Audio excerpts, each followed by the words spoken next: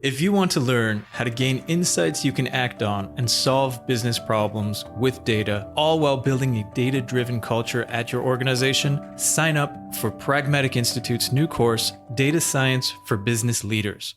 Find out more at pragmaticinstitute.com/data.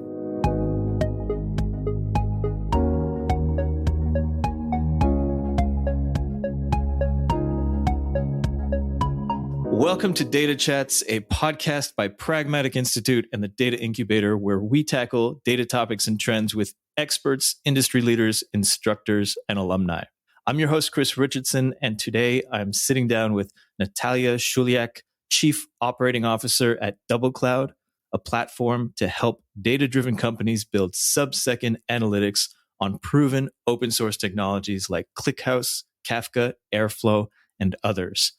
Natalia, thank you so much for joining me from Paris today. Thanks to you, Chris. Happy to be with you here. Well, I have lots of questions for you, but maybe for our listeners, you could tell us a little bit first about your experience, where you're coming from and what you're doing now. Yeah, it's a good question. It's a very vast question. So I've done lots of things in my life and I'm coming from a very, very far away. So as you said, I'm talking to you from Paris. By origin, I'm from Belarus, and it's been a long time. I left the country, did lots of geographies in my life. And currently I'm joking, I'm adopted French. So it's been more than 10 years. I'm living here. I really love the country and I built my life here. Professionally, I've been doing lots of different things as well, but was always focusing on launching new businesses, either as startups, as businesses of my own, or working for like big companies and helping them develop businesses or new businesses for those. So lots of different things. Yeah, and I want to hear a little bit more about maybe some of your experience or some of those milestones and how they helped you get to where you are today. So what, in terms of people that, if you were going to give just sort of some of the key highlights for people listening, especially those who obviously are interested in data and how data can be harnessed for better insights, for better product development. That tends to be what we talk about here. What are some of those key highlights that you would offer? You mean, is it a question more from career perspective, or is the question more from, how we're working today with the data? Like, give me the angles. Yeah, of course. No, so first, let's hear a little bit about your career and some of those highlights. And then I want to probably dig in to see how you can sort of share some of that knowledge you've gained from those experiences for our listeners. So let's hear about you and some of the highlights of the things that you've been doing. So one of, as I've said, I've been doing different things in my life, but always focusing on launching something new. I think overall, it's the whole secret to your career, meaning you really can achieve something that matters for you and always be busy with something interesting. So be open to new experiences. So for me, I got into the tech world pretty by complete chance. So I was fully in marketing, was dreaming to create, a big go-to-market strategy and create a huge brand out of something. And this is when some investors found me and they said, you know what, we have a fantastic team of developers, and these developers created fantastic applications for Palm and Pocket PC devices, if you remember those. This was a pre-iPhone era. And you know what? We want to put these Palm and applications we created on their marketplaces, but we don't know what to do after that. Can you help us? And we want to actually grow on the US market and on UK market and in Germany and actually everywhere, whoever is going to buy our applications. And this is how I got into the tech world. I had no clue, I couldn't understand what fully a word application means and how it works, but I found it extremely interesting, something new, and this is how I got into the tech world.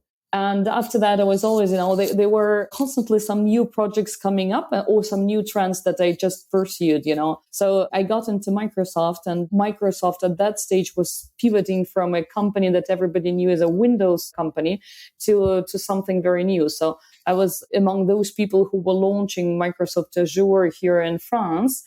And it was amazing because at that time, no one fully understood the whole trend with the cloud. Everybody read the report like, okay, cloud is big, but nobody fully understood what it means, and who's going to buy it and why would these companies go after that and so on. So it was amazing. And now have a look, Microsoft, it's one of the Microsoft biggest businesses, basically a cloud company, right? And then at a certain moment, I got tired of corporations. And actually, I did an executive MBA at one of the best business schools in the world, which is called INSEAD. And during this time there, I actually understood, you know what?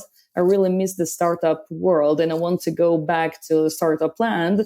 And I started looking for, what are the big themes out there? What is big? And big was data. And I'm like, okay, I really want to get into that. And I was pursuing for some time, different applications, different interviews and so on. So I got into Databricks. Databricks today is a very famous pre-IPO company that gained its popularity among lots of enterprise and small companies out there. But at that time, it was still a startup of Series B. And there was third person on the ground here in France for the South EMEA region doing like pure business development work and finding the first partners, first deals. And it was amazing because AI is now we're living in the second wave, but at that time, AI was living its first wave of popularity. So absolutely every CTO had an AI budget, and they wanted to do some cool projects. And you were talking to these CTOs about data, about these cool projects you can do with data.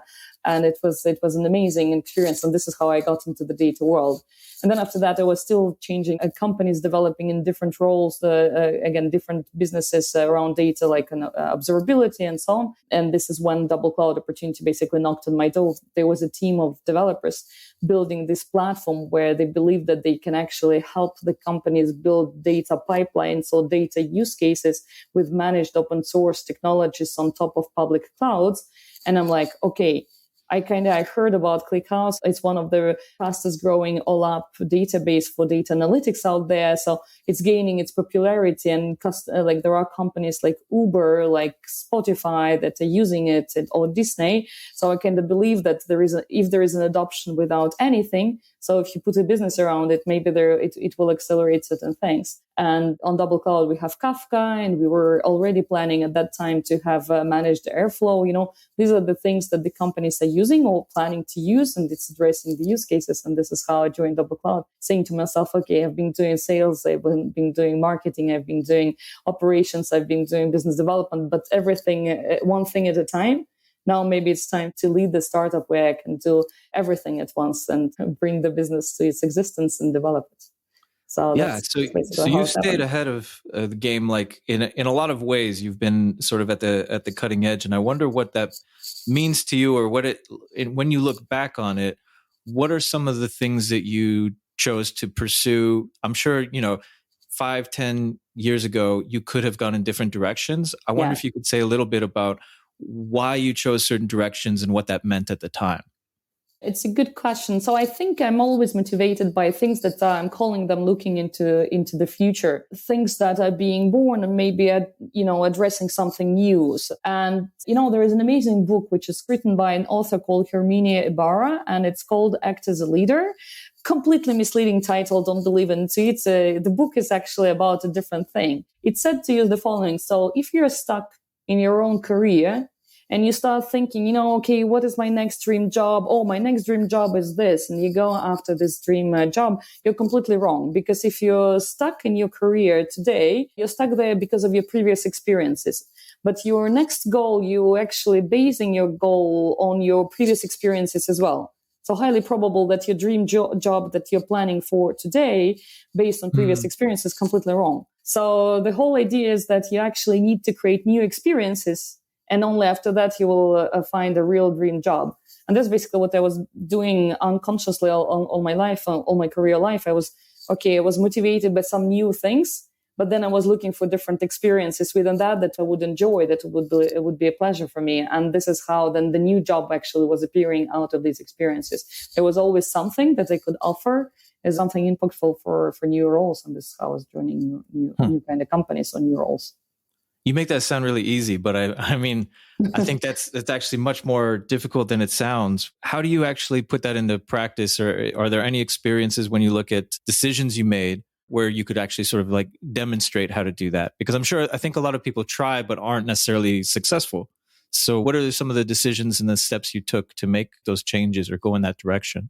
Yeah, well, there are just some principles. One of the principles is it's easier to say no if there is a choice. But if there is no choice, you cannot say no to anything. So just go, close your eyes, jump into this water, try, and just continue. When you work for a corporation like Microsoft, you have a feeling that, okay, there's no life outside of corporation, that the corporation pays you best money possible and you're working on the best things possible and you're actually at the center of the world. So it's completely false impression, actually, by the way, and perception of the things. When you leave the corporation and you start doing something else, you discover that the world is completely different. And actually, it's extremely interesting. And quite often it pays much more than what you were expecting. But it's a scary experience to leave the company.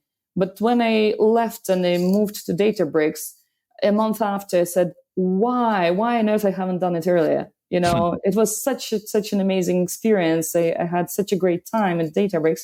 So, but you need to close the eyes and just jump into this water and just do it. And it's easier to say no when you have a choice.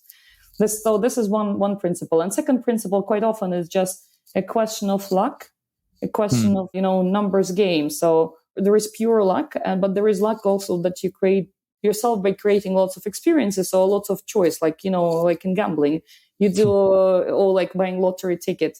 Sooner or later you win if you buy a lot, right? So in the jobs is the same. Sooner or later you have a job if you apply a lot, and it's a numbers game, right? So. Interesting. Yeah. So when you think about today's climate or the environment you're working in, what are some of the challenges and what are some of the ways that you're approaching them now? It's a good question. The environment today is extremely uncertain, so everybody knows it. So there are too many things happening in the world, and there are shifts, lots of shifts happening, positive and negative. So, and that's why the environment is uncertain. It's not that the companies don't have money anymore, but the companies are waiting. Let's wait and see what's going to happen. Well, you operate, you obviously go a little bit to survival mode and being frugal. That's the word we're using. You're trying to be to the point, bringing the value, being frugal every day, and just doing the best what you can do. And that's basically how you operate. So in our business, we're selling technologies that help other companies work with the data, but we're obviously trying to be data driven as well. So from one side, being a startup, you have to experiment a lot, but from another side, you still look at the data. And today, the crisis, you look at the data even more. So that's how we do. Yeah. And I wonder if you could take us a little bit through your role, either maybe on a day-to-day or in a, on average. In your role, what data are you looking at? What questions are you asking, or decision points are you facing? My task is to build a business around the technology. And the business means find the things that generate the revenue, control the spend of the dollars of the P&L, and also make sure that there are efficient operations. Efficient operations would mean, for example, efficient support, for our customers. But also it means that there are processes that help us, scale and grow as per the plan. My day-to-day as a result starts with I'm opening our analytics dashboards and I'm looking what's going on with the business, what are the key things that changed, overnight and so on. So, and that's very important because, when you're a big company and, for example, you're responsible for the revenue, you would look on the dollars, right? Mm-hmm. But also if you're a great leader, you would look actually on all the KPIs that would lead you to the dollars. And sometimes you're looking into those KPIs because you know that the dollars will come in 6 months or maybe in 1 year, but you need these KPIs today. And these are the data points that I'm looking constantly at. Interesting. Yeah. So in terms of narrowing in, it's interesting, and I don't want to get too bogged down by KPIs, but what level of granularity do you tend to look at? Like what kinds of KPIs and how many would you say that you're looking at? Because I've heard definitely from others, some people have like hundreds of things that they're sort of trying to monitor, which seems quite a lot. Others are focused sometimes on just like one number, which may be, not the right fit. But what kind of granularity are you looking at when you think about KPIs? Maybe you could take us through a couple of them. Yeah, so it really depends. So for example, there are two types of questions, like high level as a company, what matters most this year? And for example, the answer would be revenue. Mm-hmm. And then obviously, for example, every week, on weekly business review, we would look at where we are. Is it progressing or not? And, if it's progressing, why? If it's not progressing, what's going on? So, and that's kind of high level sort of story, a very typical one. But then it would be a very other level of granularity where, for example, And it's a hard, actually, data analytics question in itself. Everybody has marketing budget, and we are no exception. So we have this marketing budget, and then we want to attract certain, people that would sooner or later convert into our customers, and then will generate some revenue. So as a business leader, what ideally you would want to understand is how much dollar spent will generate the lifetime value for you, when, and like how long it's happening, what is happening along the way between this $1 to something else. It's extremely tough, actually, question. Why? Because actually, in the reality, the systems are completely separated in absolutely any business. So marketing, if you're doing paid media, it would be something with, for example, Google tools, some advertising cabinets. So it's there. You would see the analytics. Then, on your CRM, you would see the way of the customers if they accepted to share the data with you. So you would see what they are doing on your website and how they are converting. So maybe you connect, luckily, some dollars spent into, their conversion. But then, how much they're spending on you, it's a billing system, which is completely separated from, obviously, Google advertising cabinet or whatever. So as a result, one of the first questions as a business leader you ask is like, guys, can you please give me one data warehouse where everything will be there? And then in my dashboard, I would see, what's going on with the business and how things convert to how this $1 converts into a lifetime value and what it means. So, but that's the level of granularity we're going into. And we can jump into what you're doing, or maybe you want to speak a little more generally to like the general COO position, but I wonder what kinds of pitfalls might you encounter? Because you've already said, if you're looking at a bunch of different things and you're not necessarily, if you don't have a lovely dashboard that shows how they all intersect, which again, easier said than done, then you can fall into some pitfalls right there. But I wonder if there are common ones that you are aware of that maybe you're actively trying to prevent, or maybe you've experienced before. What are the pitfalls that COOs can face? Yeah. Well, the pitfall would be go too deep. So depth is important, but you can actually get buried under the numbers of some conversions on how many people clicked on what and so on and so forth. So this is the major pitfall. I'm talking a lot with CTOs or CPOs, and that's a common trend across absolutely any data-driven company or the company that's building data products.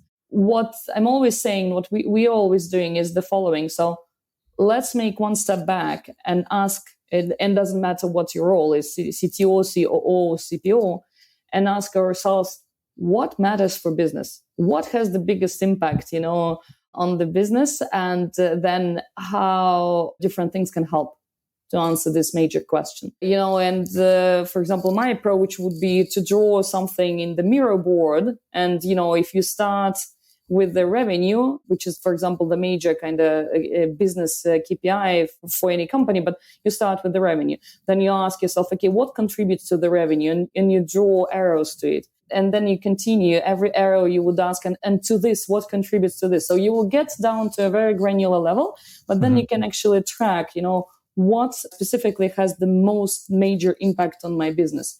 And sometimes, people discover funny things. So it's not an example from my business, but from one of our customers. They are selling data products to others, and they realize that the biggest impact on their business is how they develop is their not so big data sets, but that their clients are querying a lot. And they're querying this so much that sometimes these data sets and these queries actually become so long that their respective customers, they abandon them. And they do not perceive their product as something serious. And the product cannot develop. They cannot sell more into these companies. They cannot grow usage and so on and so forth. And they're like, the CTO of this company actually said, okay, if this is the most impact from business perspective, this tiny data set has on me. So we need to solve the problem. We need to make a query much faster, get to some sort of subsequent sort of query. And this will have a huge impact on my business. So, and the moment this CTO resolved this problem, it has a huge impact on the business and on his career, by the way. So this is how important it is to really make this step back and said, okay, what's most important for my business and what contributes to it, and this is how you do. Yeah, and it's interesting that you talked about like a Miro sketch, for example. I wonder what you have found to be most effective when trying to understand all the data that's coming in, but also in making decisions. So I'm sure you have a team that you discuss things with and make decisions with. So in those kinds of discussions, or when you're trying to better understand something, what do you like literally do? So are you using Miro a lot, or are you using something else to understand the data? And then how do you make decisions about that? Yeah, good question. Now, Miro is more to create concepts, to just visualize something that you maybe have as a scheme in your head, but you need it to be visual, to become actionable. Analyzing data is often happening through, like literally through dashboards. That's not new. That's for the same for everybody. But what we do a lot is, everybody says it. So we're a customer-driven company, customer-first sort of company. But the reality is the following. Sometimes from data, you see something, but you're still asking yourself, is it real what I see? And then what we do quite often, we are like, okay, maybe our hypothesis is this. So we form a hypothesis, but then we go to a completely different set of companies, for example, to check if this hypothesis is real.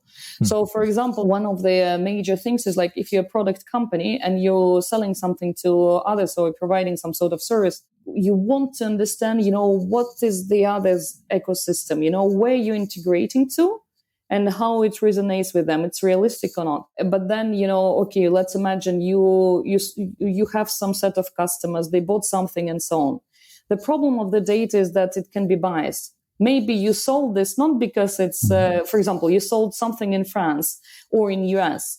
Is it because this is where it's popular, or is it because your sellers were there and they had network? And that's a bias in the whole data, right? So, and that's why you actually take this hypothesis. For example, something is being very popular in certain set of companies, let's say in California. You take hypothesis, you go to a very different type of customers and you verify the hypothesis and see if it holds or not. And this is what we do as well with the data. If you're ready to harness the power of data to drive business outcomes, enroll in Pragmatic Institute's Data Science for Business Leaders course. Learn how to collaborate with data professionals, gain actionable insights, and solve problems with data. Find out more at pragmaticinstitute.com/data. Yeah, I wonder if you could say a little bit more about the sort of the data stack that you're using, the different elements of what you're using, and how that's changed. So I want to first ask how it's changed, and then I want to just to anticipate where you think it might be going. But in terms of, what you're using or what you think is most effective, we can get into this very specifics or we can get more general, but what does the data stack that you're using look like, and how has that changed over time? Yeah, it's a good question. We actually, because we're adopters of our own the open source technologies, we are providing others as managed. We even have public talks about that. So, for example, for the observability stack, we built our own observability on ClickHouse, Grafana, this sort of our own technology, because we have, so basically DoubleCloud as a platform provides the modern data stack, and modern data stack has lots of definitions, and it's been not that maybe modern any longer because it's been the definition in itself. It was there for a while. But still, what it means is that it's a modular system. You take whatever module you want to build something, that will address your data needs. And usually there is an ETL or some, there are different debates in the ecosystem. Is it like ETL? Is it ELT? Is it something else? But basically you need something to replicate data into, for example, your data warehouse. And then you need something to analyze, and then you need something to visualize, and so on. So we have technologies for all of that. And basically we're using ourselves these technologies as well. What's changed over time that, maybe the specific application has changed, or the specific, obviously the version or something, but I wonder if there are major changes that have happened along the way. Like, have you decided to do something that you didn't do before in terms of using the stack, or has that been relatively steady? I wonder, what changes have come along the way? Well, what changes? The major change, this marketing / lifetime value example that I gave in the very beginning. Yeah. It was really a pain, because when you're launching, you really want to track everything, because every tiny data point gives you an idea what can work. And the whole problem of a startup, you're not a big company where you already found and you're just scaling and improving operations. So in a startup, you do lots of tests, and the more data you collect from a test, the more it will tell you if you continue doing this or not. So what we didn't have a single data warehouse where we would collect this and just analyze this in the right way. So that's one of the things that we changed. It's extremely important to collect things into one place where you can analyze quickly and make fast decisions. And at the same time, it shouldn't cost you a fortune, because if you're a startup, and all startups should be frugal startups, right? So you cannot spend tons of money on some, proprietary technologies that cost too much. Yeah, and I wonder about that too, because I think more and more we're all seeing proprietary technologies and different offerings that might be very niche, or they might be, a catch-all solution that offers everything. But more and more, I think people are presented with options, especially the option to update into a new system or make some change so that they're future-proof, or that they're, ready for what's coming. How do you kind of negotiate that? How do you make decisions about the stack or the way that you're using it so that you don't have to keep changing it? Or maybe you do plan to update it at certain intervals. Like, how do you think about the future when you're considering what you're using now and making plans? Well, again, we as a company that provides more than data stack, there are certain principles we believe in that we realize ourselves and that we always talking with our customers and users about. But, I truly believe that the world is the following. So first of all, the modern data stack should provide you with real-time or near real-time data. If you cannot do data analytics at that speed, you're missing out. There is too much data out there from one side, but from another side, if you're dealing with the customers and the customers changed, I think the last year McKinsey research showed that 90% of business leaders, when they're saying, I want analytics fast, they mean actually less than 10 seconds. So that's real time, almost near real time. Okay. And that changed versus every day previously. So basically what you want is to open your dashboard anytime. And it's not only you as a CEO or whatever C-level role, but any level of the company should open the dashboard, see what's going on, make a decision based on that. So real time, near real time. Second is about open source. So there's a huge shift, I think, in the industry. There are lots of great proprietary technologies out there. But, for the last 10 years, lots of companies were buying data technologies with the promise that it will be something. So quite a lot of companies now have 15, 20 tools on their P&L, paying tons of money, still not getting lots of data, and still their whole analytics is batch. And, they are seeing one dashboard renewed every day, once a day, and that's it, but the world changed. So, and that's why, we believe that, and I personally believe that open source is great to go forward as a next step. Why? Because there's a huge intelligence out there behind the open source. And if you're doing it as a managed, it's still much cheaper than proprietary technologies. You're still not locked. You can migrate between the vendors, and that's fantastic. And as managed open source, meaning that somebody will support it for you. So you resolve the problem of, I don't have enough of resources, or I have hard time hiring somebody, or the competencies on the market. So, and that would be very important. And the last thing is getting back a little bit on real time. That's what we're pursuing for ourselves as well. You previously needed to, when you built batch type of data analytics, it means what? It means that you have the data, somebody or someone or something usually schedules to put the data at certain time into the data warehouse. And then you, as a data analyst, you query this data. But then you always have a question, okay, was the data updated or not? Normally, yes, but maybe something happened. Or actually, maybe the systems were slow. And so it creates so many questions, and it's so many resources that it's a complete nonsense in today's reality. So in this real-time story, it means that the whole thing can become much leaner, less resources, less people, but you're on the go, you analyze different things, and you make business decisions based on this. And it's important for B2C type of businesses. It's important for B2B in fast space kind of world, so that's where modern data stack changes. And this is where the technologies should address this. And this is why our own choice for us ourselves would be a Kafka, would be ClickHouse, would be Airflow, like things that allow you to analyze data properly, fast, and without, breaking things up or, compromising on, speed of analytics. Yeah. When you're thinking about preparation or what's coming, I think you already mentioned that we're in what could be considered a sort of second wave of AI, where it seems like there are a lot of promises. Either the world has completely changed and nothing will ever be the same, or it's a lot of hype, or maybe it's some kind of middle ground. But I wonder, how do you see that yourself? So when you're hearing about all of these amazing things that are going on, and when you see like ChatGPT and Bard and all of these things coming out, how are you looking at it? And in what way are you able to identify, or at least maybe consider, that X is hype and you shouldn't worry, whereas, Y is something legitimate that we need to be preparing for? How do you think about those things? Well, I think it's always about the use case.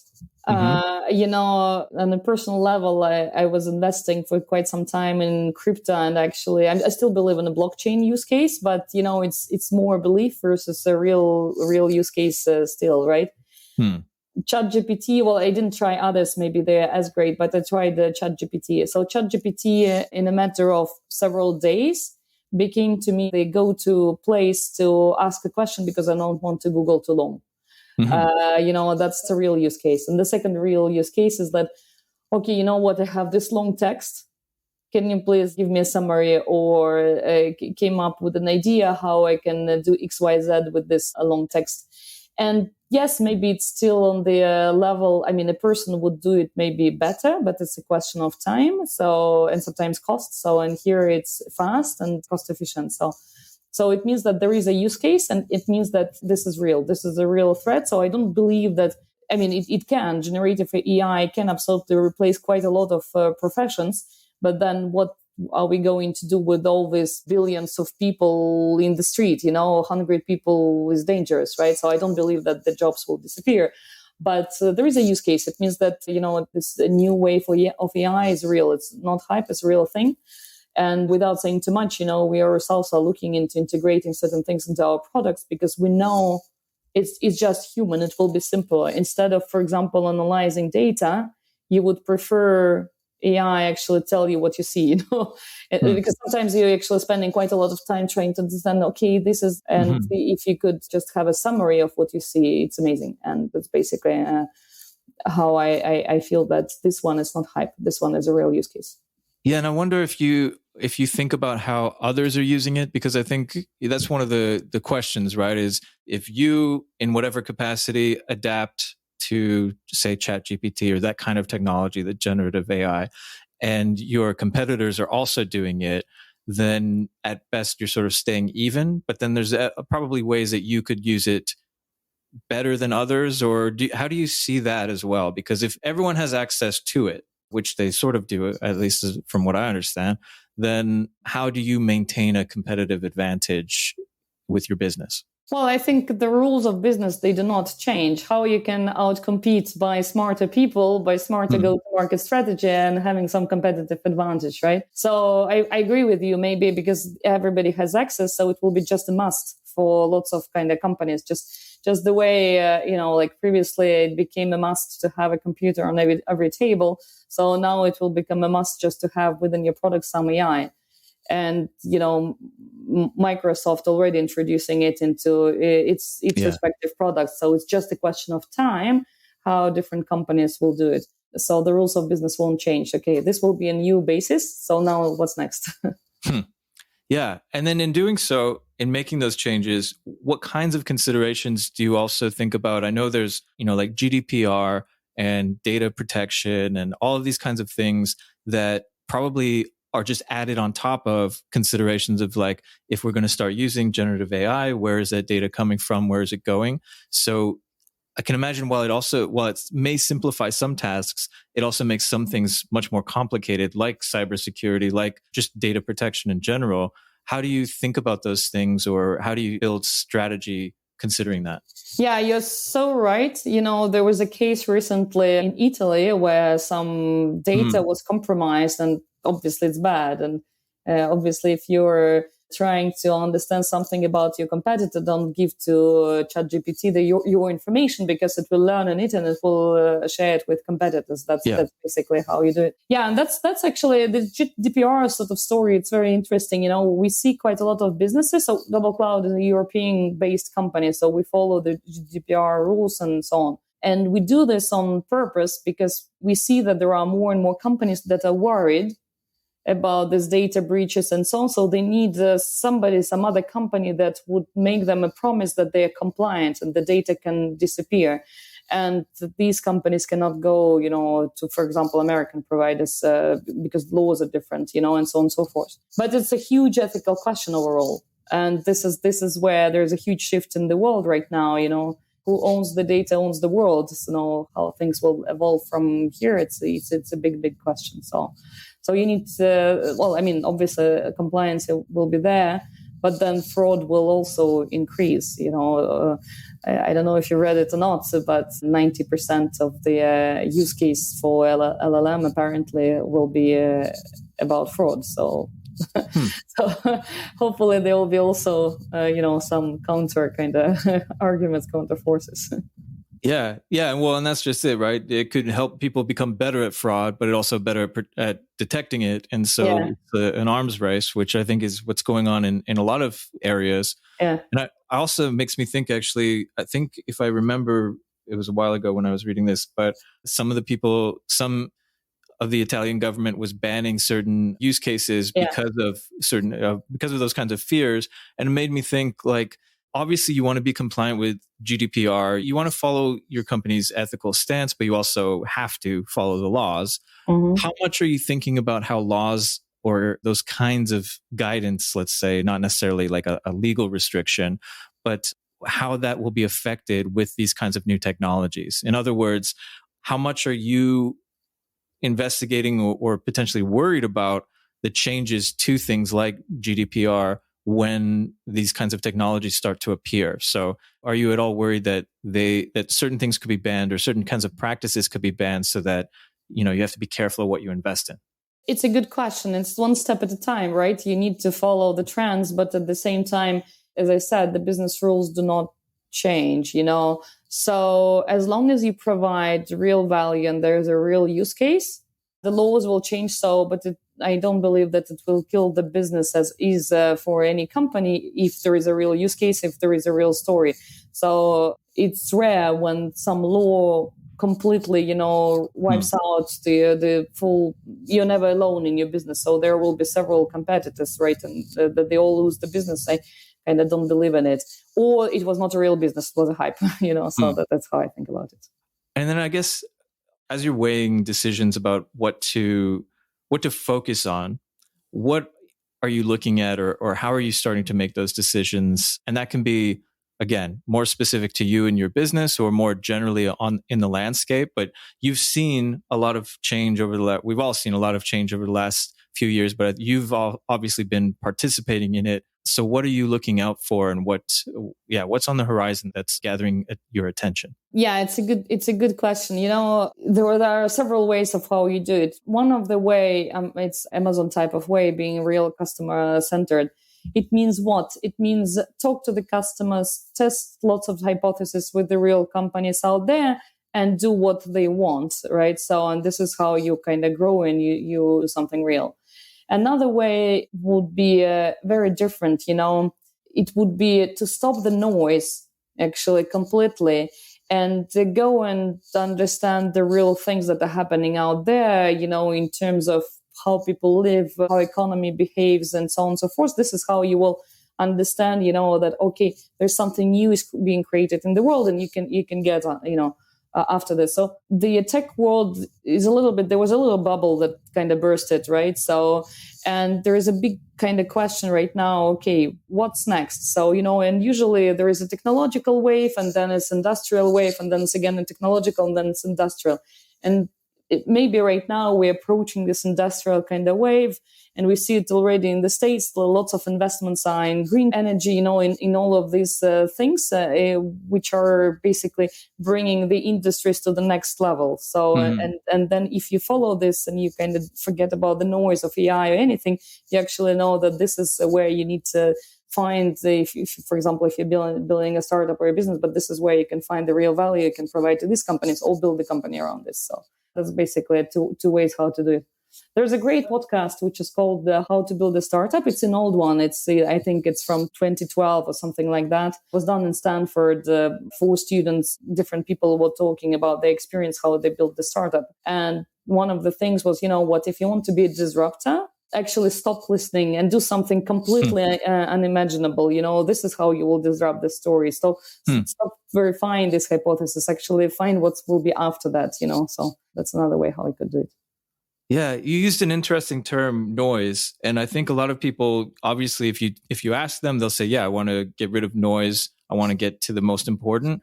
But I think that's actually, again, very difficult to do in some situations. So how do you identify, if you want to cut through the noise, how do you do that? What is some of the noise that you're able to get rid of in terms of your attention? Well, news, one of the biggest one. There was a time in my life I didn't read news for 1.5 years at all. And then I realized nothing happened. When you're like literally, you read the news, you think things are like this, and actually nothing is happening. It's still the same kind of story. Okay, now it would be maybe we had some pretty big things that happened in the last 3 years, but again, other than that, nothing happened. So and that's a huge source of noise. A friend of mine, he was pivoting in his life, and he actually cut off access to lots of things, and for several months he was reading only very specialized newsletters on very specific topics, trying to understand what's really going on.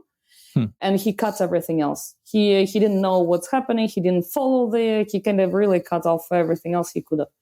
And he found some interesting niche, and he got lots of support around this, and he kind of very successful right now. And now I see he was actually even a little bit in advance, but he actually moving into where the world is moving only now, but he found it already two years ago. So that's how you do it. Interesting. Yeah. As we start to wrap up here, I wonder, for people listening, what are some things, let's pick 2, right? What are 2 things that they could do, people who are either working with data themselves or working with data professionals? So, one step removed maybe. But based on what we've been talking about, I mean, you've given lots of insights. I wonder if you would recommend 2 things that people do who are listening so that they can make some kind of improvement that they'll see very quickly. So if they started doing this 1 or 2 things, let's say today or tomorrow, they would start to see an effect quickly. What would you recommend? Well, I would recommend 3 simple steps. So have a look what has most impact on the business. Find the data product or data set that actually provides this effect. That's, it can be tiny, but it has the most impact. And find then the way how you can improve its performance, decrease its cost, or change it completely. And that's how you will have the most impact on the business, and this will be the most interesting project you will be working on. Yeah, I like that. You make all of these things sound so simple that I wish I saw the world like that, because I think it's so easy to get bogged down and to just get affected by the noise. But I do really like that advice, and it's simple, but I think it would probably work if you could execute it the way you have. Natalia, I really appreciate your insights today. For people listening who want to learn more about you or follow your work, where should they check out? Just connect with me on LinkedIn, and I post sometimes some things there. Okay, perfect. So we'll make sure we put that in the show notes. Yeah, it's been a pleasure talking to you about the work that you've been doing. It's fascinating. I'm sure that you'll continue to be on the cutting edge, and I look forward to watching that on LinkedIn and other places. So thank you so much. Thank you very much, Chris, as well. Thanks to Data Charts. It was a pleasure for me.